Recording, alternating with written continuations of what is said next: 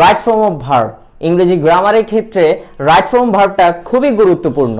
তো আমরা চলে যাই right form verb. Right form ভার্বের প্রথমে আমরা একটু দেখি রাইট শব্দের অর্থ কি। রাইট শব্দের অর্থ সঠিক, ফ্রম শব্দের অর্থ রূপ, অফ শব্দের অর্থ এর এবং ভার্ব শব্দের অর্থ ক্রিয়া। তার মানে তোমরা বুঝতে পারছো যে ক্রিয়ার সঠিক রূপ কে বলা হয় রাইট ফর্ম অফ ভার্ব। তো এই রাইট ফর্ম অফ ভার্বের ক্ষেত্রে যে সকল ভার্ব সবসময় আমাদের ব্যবহার করতে হয় ওই সকল ভার্ব নিয়ে একটু আলোচনা করি। এরকম টোটাল 6টি রয়েছে ভার্বের ফর্ম। তো ভার্বের রূপগুলো আমরা একটু চিনি নিই, ঠিক আছে। তো প্রথম ভার্বের রূপটা এই যে আসি, প্রথমটা হচ্ছে বেস ফ্রম। ভার্বের base form, V one form, এটাকে আমরা সংক্ষেপে বি ওয়ান বলতে পারি। দ্বিতীয়টা হচ্ছে ভার্বের পাস্ট ফ্রম, সংক্ষেপে আমরা বি টু বলবো। এবং তৃতীয়টা হচ্ছে ভার্বের পাস্ট পার্টিসিপল ফ্রম, ভার্বের পাস্ট পার্টিসিপল মানে বি থ্রি ফ্রম। চতুর্থটা হচ্ছে আমাদের জেরান্ড ফ্রম। জেরান্ড ফ্রমটা কিভাবে তৈরি হয়, বি ওয়ান এর সাথে আইএনজি যুক্ত হবে। পরবর্তীতে আমাদের পঞ্চম হচ্ছে ইনফিনিটিভ ফর্ম। ইনফিনিটিভ ফর্ম মানে হচ্ছে টু থাকবে প্লাস ভার্বের বি ওয়ান থাকবে। এবং সর্বশেষ আমাদের এস অথবা ইএস, তার মানে ভার্বের সাথে এস অথবা ইএস থাকবে। তো আমরা একটা ভার্ব দিয়ে দেখো পুরো ব্যাপারটা আলোচনা করে দিয়েছি। দেখো গো, গো এর বেস ফর্ম, এটা হচ্ছে একটা বেস ফর্ম গোটা। দ্বিতীয়ত আমরা যে পাস্ট ফর্মের ক্ষেত্রে গোটা হয়ে যায় ওয়েন্ট, এবং পাস্ট পার্টিসিপল ফর্মের ক্ষেত্রে আমাদের গোটা হয়ে যায় গন। এবং জেরান্ড ফর্মের ক্ষেত্রে ভার্বের বেস ফর্মের সাথে গো প্লাস আইএনজি যুক্ত। পরবর্তী যাই আমরা ইনফিনিটিভ ফর্ম। ইনফিনিটিভ ফর্ম মানে কি, প্রথমে আমাদের টু থাকবে, তারপরে ভার্বের বেস ফর্মটা বসবে, তাহলে কি হবে টু গো। পরবর্তীতে সর্বশেষ এস অথবা ইএস ফর্ম, তার মানে কি ভার্বের সাথে এস অথবা ইএস যুক্ত হবে। এবার আমরা চলে যাব আমাদের রুলসে। এখন আমরা চলে যাব রুলস ওয়ানে। রুলস ওয়ানটা তৈরি করা হয়েছে প্রিপোজিশন নিয়ে, সকল প্রকার প্রিপোজিশন নিয়ে। দেখো লক্ষ্য করো, সকল প্রকার প্রিপোজিশন শুধুমাত্র টু বাদে, টুটা তোমাদের মাথা থেকে ঝেড়ে ফেলতে হবে। টু এর রুলসটা একটু ব্যতিক্রম। সকল প্রকার প্রিপোজিশন তাহলে বলতে আমরা কি বুঝি, যেমন এখানে কয়েকটা উদাহরণ দেওয়া হয়েছে, ইন, ইনটু, ফর, উইথ, হ্যাঁ অন্যান্য আরো প্রিপোজিশন রয়েছে। টু বাদে যদি আমরা চিন্তা করি, এটা যদি থাকে ভার্বের আগে, যদি থাকে ভার্বের আগে যদি থাকে, তাহলে ওই ভার্বটা কি ফর্ম বসবে, ভার্বটা কি হবে, ভার্বের বি ওয়ান হবে প্লাস আইএনজি যুক্ত হবে, বি ওয়ান হবে প্লাস আইএনজি যুক্ত হবে। মানে তার মানে আমরা বুঝতে পারছি যে সকল প্রকার প্রিপোজিশন টু বাদে যদি ভার্বের আগে থাকে তাহলে ভার্বটা বি ওয়ান হবে প্লাস আইএনজি যুক্ত হবে। একটা এক্সাম্পলটা আমরা একটু পড়ি, দেখো ফর, একটা ফিল ইন দ্য গ্যাপ দেওয়া আছে, ভার্বে দেখো ব্র্যাকেটে দেওয়া আছে, আমার সঠিক ফর্মটা ব্যবহার করতে হবে। For by a pen she went to Dhaka. তাহলে আমাদের কাজটা কি, আমাদের কাজ হচ্ছে এখানে ভার্বের কোন ফর্মটা বসবে। সো এটাই হচ্ছে রাইট ফর্ম ভার্ব। দেখো আমি বলছি যে সকল প্রকার প্রিপোজিশন যদি ভার্বের আগে থাকে তাহলে আমাদের কি হবে, যে বি ওয়ান প্লাস আইএনজি যুক্ত হবে। তাহলে আমরা এখানে একটু লক্ষ্য করি, ফরটা আমাদের একটা প্রিপোজিশন। তো ফরটা ভার্বের আগে আছে না, ফিল ইন দ্য গ্যাপের আগে আছে না, তাহলে লক্ষ্য করো উত্তরটা কি হবে, তোমরাই বলে দিতে পারবা। তাহলে বাইয়ের সাথে কি হবে, আইএনজি যুক্ত হবে। বাই হচ্ছে আমাদের একটা বেস ফর্ম, ভার্বের বেস ফর্ম, তো এটার সাথে আইএনজি যুক্ত হবে, শুধু অ্যানসারটা হবে বাইং। এবার চলো আমরা টু নিয়ে আলোচনা করি। টু যেহেতু সকল প্রকার প্রিপোজিশন থেকে একটু ব্যতিক্রম, এটার দুইটি রুলস রয়েছে।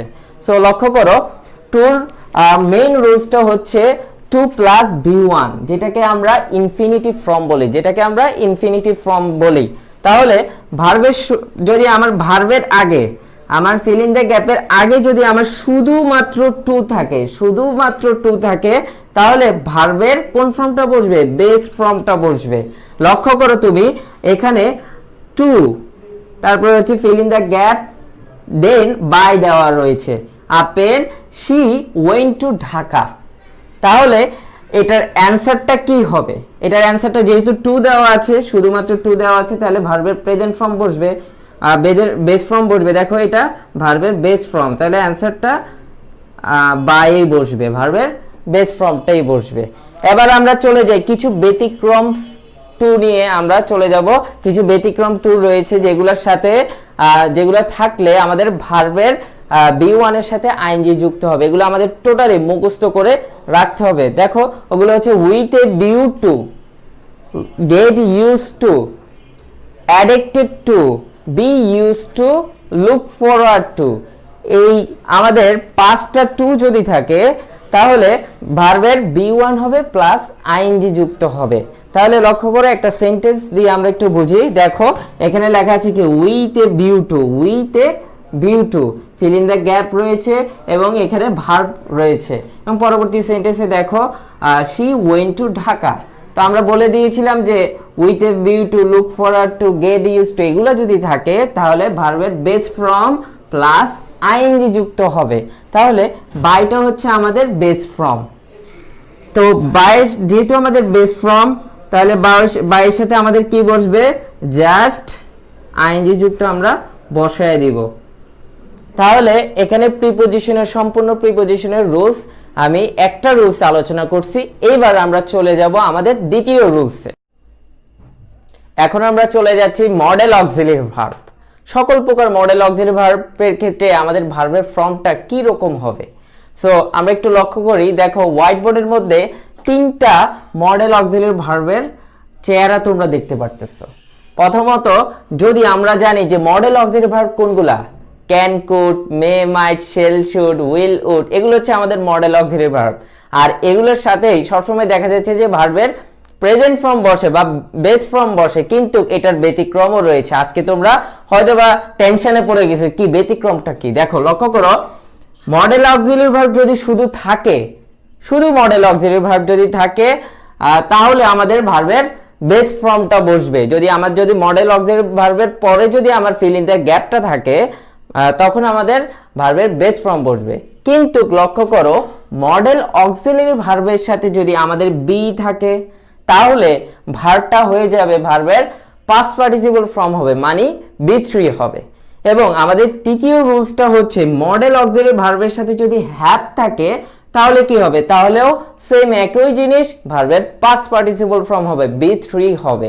সো এরকম তিনটা উদাহরণ এক্সাম্পল আমি দেওয়া আছে এখানে, আজকে আমরা সমাধান করব। দেখে আমরা কে কতটুকু জানি। দেখো প্রথমে দেখো উই ক্যান, উই ক্যানের পরে আমাদের ফিল ইন দা গ্যাপ, দেন আমাদের বলতেছে যে ভার্বটা কি হবে। যেহেতু আমরা বলছি যে মডেল অক্সিলারি ভার্ব, ক্যানটা হচ্ছে আমাদের মডেল অক্সিলারি ভার্ব, এটার পরেই আমাদের ভার্বটা আছে, তাহলে অ্যানসারটা কি হবে, ডিডটা হচ্ছে আমাদের পাস্ট ফর্ম, তাহলে এটার বেস ফর্মটা কি ডু, তাহলে অ্যানসার অবশ্যই ডু হবে, কারণ এটা মডেল অক্সিলারি ভার্বের সাথে থাকলেই আমাদের কি হবে, ভার্বের বি1, তাহলে অ্যানসারটা কি আমাদের ডু হবে, কারণ মডেল অক্সিলারি ভার্বের সাথেই রয়েছে। এবার চলে যাই, দেখো দ্বিতীয় নাম্বারে আমাদের এক্সাম্পল উই ক্যান বি আছে। তাহলে লক্ষ্য করো এখানে আমরা কি বলছিলাম, মডেল অক্সিলারি ভার্বের সাথে যদি বি থাকে তাহলে ভার্বের বি3 ফর্ম বসবে। ক্যানটা হচ্ছে আমাদের একটা মডেল অক্সিলারি ভার্ব, সাথে আমাদের আছে বি, তাহলে এটা ভার্বের বি3 হবে। তাহলে এটা ডু আছে আমাদের, দেখো ডুটা কি ভার্বের বেস ফর্ম, আর এটার বি3 কি তোমরা অবশ্যই পারো, ডু, ডিড, ডান। তাহলে তোমরা বুঝতে পারছো যে অ্যানসারটা কি হবে, যেহেতু ক্যানের সাথে বি আছে ভার্বের, তখন কি হয়ে যাবে, ভার্বের বি3 হবে, তাহলে এটা কি হবে, ডান। অ্যানসার লেখার সময় সবসময় আমাদের ছোট হাতে লিখতে হবে। পরবর্তীতে আমরা যাই আমাদের তৃতীয় নম্বর এক্সাম্পলটা একটু লক্ষ্য করো, উই মাইট হ্যাভ। তাহলে লক্ষ্য করো মাইটটা হচ্ছে আমাদের মডেল অক্সিলারি ভার্ব, তো মাইটের সাথে আমাদের কি আছে, মাইটের সাথে আমাদের হ্যাভ আছে। তাহলে লক্ষ্য করো তৃতীয় নম্বর রুলস, মডেল অক্সিলারি ভার্ব যদি মডেল অক্সিলারি ভার্বের সাথে যদি হ্যাভ থাকে তাহলে ভার্বের বি3 হবে। তাহলে লক্ষ্য করো এখানে দেওয়া আছে কি উই মাইট হ্যাভ হেয়ার, তাহলে এটার বি3 হবে, বি3 তাহলে অ্যান্সার কি হবে, যেহেতু এখানে মডেল অক্সিলারি ভার্ব পাশে হ্যাভ আছে তাহলে বি3 হলে কি হবে, হেয়ার, ইডি যুক্ত হবে। এবার আমরা চলে যাব আমাদের তৃতীয় রুলসে। আমাদের তৃতীয় রুলস দেখো লক্ষ্য করো, as if, as though, since. তো এগুলোর রুলসগুলো কিভাবে আমরা তৈরি করব, দেখো লক্ষ্য করো অ্যাজ ইফ, অ্যাজ দো এবং সিন্স এগুলো সবসময় দুটি বাক্যের মাঝখানে থাকে, কনজাংশন হিসেবে ব্যবহার করা হয়। দেখো প্রথম বাক্য যদি থাকে as if, as though, since এর এখানে প্রথম বাক্য একটা থাকবে, দেন মাঝখানে as if, as though, since থাকবে, দেন আরেকটা সেন্টেন্স আমাদের হবে। তাহলে এগুলোর মানে ব্যতিক্রম কিছু রুলস রয়েছে। প্রথম রুলসটা আমরা একটু লক্ষ্য করি। অ্যাজ ইফ, অ্যাজ দো, সিন্সের প্রথম বাক্যটি যদি আমার প্রেজেন্ট ইনডিফিনিট টেন্স অথবা প্রেজেন্ট পারফেক্ট টেন্স হয়, পরবর্তী বাক্যটা আমার পাস্ট ইনডিফিনিট টেন্স হবে। তো একটা উদাহরণ দিই, তোমরা একটু লক্ষ্য করো। দেখো, হি স্পিক্স, যেহেতু এখানে দেখো স্পিক্স আছে, তাহলে এটা কোন টেন্স তোমরা ধরে নিতে পারো। দেখো, ভার্বের সাথে এস অথবা ইএস যদি থাকে এবং ভার্বের বেস ফর্ম যদি হয়, তাহলে প্রেজেন্ট ইনডিফিনিট টেন্স। তাহলে প্রথম বাক্যটা কি? Present indefinite tense. পরবর্তীটা আমাদের অ্যাজ ইফ, অ্যাজ দো আছে। দেন আমাদের কি দেওয়া আছে? হি, তারপরে ড্যাশ, নো দেওয়া রয়েছে। এটাকে আমাদের কারেকশন করতে হবে, ঠিক করতে হবে এভরিথিং। সে এমনভাবে কথা বলতেছে যেন সে সব কিছুই জানে। মাঝে মাঝে আমরা একটু দুষ্টামি করি না, কিন্তু আসলে আমরা কিছুই জানি না। তো দেখো অ্যান্সারটা তাহলে কি হবে? প্রেজেন্ট ইনডিফিনিট টেন্স হলে পরবর্তীটা আমাদের পাস্ট ইনডিফিনিট টেন্স হবে। তাহলে দেখো, তাহলে অ্যান্সারটা নো এর পাস্ট ফর্ম, নো এর পাস্ট ফর্মটা কি আমাদের? নো এর পাস্ট ফর্মটা হচ্ছে নিউ। দেখো, তাহলে অ্যান্সারটা কি হবে? আমাদের অ্যান্সার হবে নিউ। এবার আমরা পরবর্তী স্টেপে যাই। দেখো, এইবার যদি আমাদের প্রথম সেন্টেন্সটা যদি পাস্ট ইনডিফিনিট টেন্স হয়, অ্যাজ ইফ, অ্যাজ দো এর পরে পরবর্তী সেন্টেন্সটা আমাদের কি হবে? পাস্ট পারফেক্ট টেন্স হবে। তার মানে প্রথম সেন্টেন্স যদি পাস্ট ইনডিফিনিট হয়, পরেরটা পাস্ট পারফেক্ট। তাহলে দুইটা রুলস আমরা শিখে নিলাম। এটার একটা এক্সাম্পল আমরা একটু লক্ষ্য করি। দেখো, হি স্পোক, এটা কি ভার্বের বি টু নাকি? হ্যাঁ, তোমরা ধরতে পারছো, এটা হচ্ছে ভার্বের বি টু। তার মানে কি? Past indefinite tense, as if রয়েছে। হি, এরপরে আমাদের দেখা যাচ্ছে যে ফিল ইন দ্য ব্ল্যাঙ্ক রয়েছে। দেখো, এটা আমাদের কারেকশন করতে হবে। কি হবে তাহলে? হি নো এভরিথিং দেওয়া আছে। এটা কি আসলে সঠিক? না, এটা আসলে সঠিক না। দেখো, যেহেতু পাস্ট ইনডিফিনিট হলে পরেরটা আমাদের পাস্ট পারফেক্ট হবে। তাহলে পাস্ট পারফেক্টের অক্সিলারি ভার্বগুলো কি? শুধুমাত্র একটা। কি হবে আমাদের পাস্ট পারফেক্টের অক্সিলারি ভার্ব? তোমরা এখনো কি ধরতে পারতেছো না? না, পাস্ট পারফেক্টের হ্যাড হবে, অক্সিলারি ভার্বটা হচ্ছে হ্যাড, আর ভার্বের বি থ্রি হবে। তাহলে নো, তাহলে আমাদের নো এর বি থ্রি হচ্ছে নোন। তাহলে আমি আশা করি তোমরা আমার তৃতীয় নাম্বার রুলসটা বুঝতে পেরেছো। এবার আমরা চলে যাব চতুর্থ রুলসে। আচ্ছা, তো এখন আমরা 4 নাম্বার রুলসে চলে যাব। এখানে দেখো দুইটা রুলস এখানে কিন্তু একসাথে করে ফেলছি আমি। একটা হচ্ছে বিফোর আর একটা হচ্ছে আফটার। তো বিফোর এর আগের সেন্টেন্সটা আমার কি হবে এবং পরের সেন্টেন্সটা কি হবে এখানে দেওয়া আছে। দেখো, বিফোর মানে হচ্ছে পূর্বে। বিফোরের আগের সেন্টেন্সটা আমাদের পাস্ট পারফেক্ট অলওয়েজ হয় এবং এটার পরের সেন্টেন্সটা আমাদের পাস্ট ইনডিফিনিট টেন্স হয়। তাহলে আমরা একটা এক্সাম্পল দিই। দেখো, দি পেশেন্ট, এখানে কি একটা ফিল ইন দ্য ব্ল্যাঙ্ক রয়েছে এবং ভার্ব রয়েছে, এটা ঠিক নাই, আমাদের ঠিক করতে হবে। The patient die before the doctor came, মানে কি ডাক্তার আসার পূর্বেই রোগীটা মারা গেল। তো এখন লক্ষ্য করো বিফোর রয়েছে, এখানে কি আমাদের বিফোর আছে। তাহলে আমাদের লক্ষ্য করতে হবে বিফোরের আগের সেন্টেন্সটা কি হওয়ার কথা? পাস্ট পারফেক্ট টেন্স এবং পরের সেন্টেন্সটা পাস্ট ইনডিফিনিট। এটা তো ঠিক আছে। দেখো, কেম আছে, তার মানে পাস্ট ইনডিফিনিট। এখন এই ভার্বটা তাহলে কি পাস্ট পারফেক্ট হবে। পাস্ট পারফেক্টের অক্সিলারি ভার্ব আমরা জানি হ্যাড। তাহলে ভার্বের আগে হ্যাড হবে এবং ভার্বটা হবে কি? বি থ্রি হবে। তাহলে আমরা একটু লক্ষ্য করি। তাহলে ডায়ের জায়গায় আমাদের অ্যান্সার কি হবে? ভার্বের আগে হ্যাড হবে কারণ এটা পাস্ট পারফেক্ট, আর ডায়ের বি থ্রি ফর্ম কি? ডাইট। তাহলে কি হবে? ডিআইইডি, ডাইট। এবার আমরা চলে যাই আফটার। বিফোরের আগে সবসময় আমাদের কি পাস্ট পারফেক্ট হয়, পরে আমাদের পাস্ট ইনডিফিনিট। বিফোর অর্থ পূর্বে, আফটার অর্থ পরে, তাহলে উল্টা চশমা হয়ে যাবে। তাহলে একটু লক্ষ্য করো, আফটারের আগে পাস্ট ইনডিফিনিট হবে এবং পরবর্তী সেন্টেন্সটা আমাদের পাস্ট পারফেক্ট টেন্স হবে। তাহলে আমরা অনায়াসে এক্সাম্পলটা সমাধান করে ফেলি। দেখো, the patient died after the doctor, এখানে ফিল ইন দ্য গ্যাপ এবং এখানে ভার্বটা সঠিক নাই, কাম দেওয়া আছে। তাহলে এই ভার্বটা আমাদের কি হবে? আজকে আর হচ্ছে দেখো এখানে বলা হয়েছে কি আফটারের পরে ভার্বের পাস্ট পারফেক্ট টেন্স হবে। তাহলে পাস্ট পারফেক্ট টেন্সের অক্সিলারি ভার্ব কি? হ্যাড। ভার্বের আগে হ্যাড বসবে এবং হ্যাড ভার্বটা কি হবে? বি3 হবে। তোমরা জানো, তাহলে আমরা করে ফেলি। এখানে অ্যানসারটা হবে কি? হ্যাড আর কামের বি3 কি? কাম, কেম, কাম, কামই বসবে। তাহলে একটু লক্ষ্য করো, এখানে আমাদের কাম বসবে।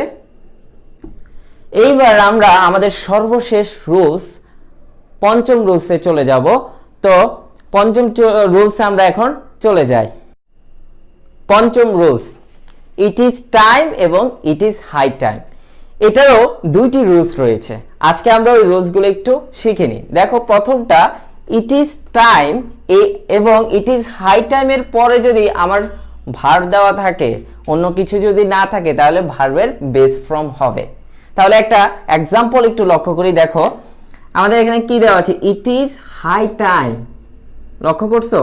এবং এটার পরেই ভার্বটা আমাদের সঠিক করতে হবে, এটার পরেই আমাদের ভার্ব আছে। তাহলে আমি যেটা বলছিলাম, যদি পরে যদি কিছু না থাকে, তাহলে ভার্বের কোন ফর্মটা বসবে? বেস ফর্ম বসবে। এখানে কি? ইডি ফর্ম, ভার্বের পাস্ট ফর্ম দেওয়া আছে। তাহলে অ্যানসারটা কি হবে? অ্যানসারটা আমাদের হবে চেঞ্জ।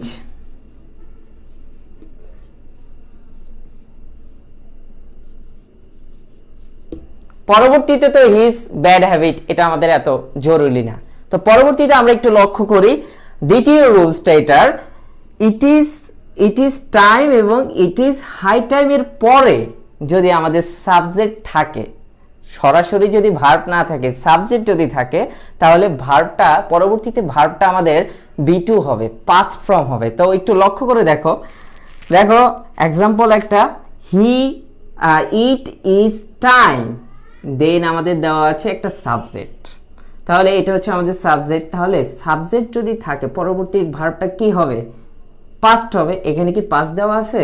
এখানে তো প্রেজেন্ট দেওয়া আছে বা বেস ফর্ম দেওয়া আছে। তাহলে অ্যানসারটা কি হবে? পাস্ট হবে। তাহলে তোমরাই পারবে, অ্যানসারটা হবে আমাদের চেঞ্জ থেকে কি হয়? চেঞ্জড। আর পরবর্তীতে এগুলো আমাদের ফলো করার দরকার নেই, যেমন হিজ ব্যাড হ্যাবিট। তাহলে এটাই উপযুক্ত সময় তার খারাপ দিকগুলো চেঞ্জ করা, অভ্যাসগুলো। তো এখন আজকে আর নয়, 5টা রুলস আমরা শিখে ফেলছি। এখানে লক্ষ্য করে দেখো, 5টা রুলস না, এই প্রত্যেকটা রুলসের সাথে অনেকগুলো রুলস জড়িত আছে। বইয়ের মধ্যে ডিটেলসে দেওয়া থাকে, বাট তোমাদের জন্য সংক্ষিপ্ত করে নিয়ে আনছি। সো যদি পরবর্তী 5টা যদি আরো রুলস পেতে চাও, তাহলে আমার সাথে থাকবা। আশা করি তোমরা সবাই ভালো থাকবা। আজকে এই পর্যন্ত, আল্লাহ হাফেজ।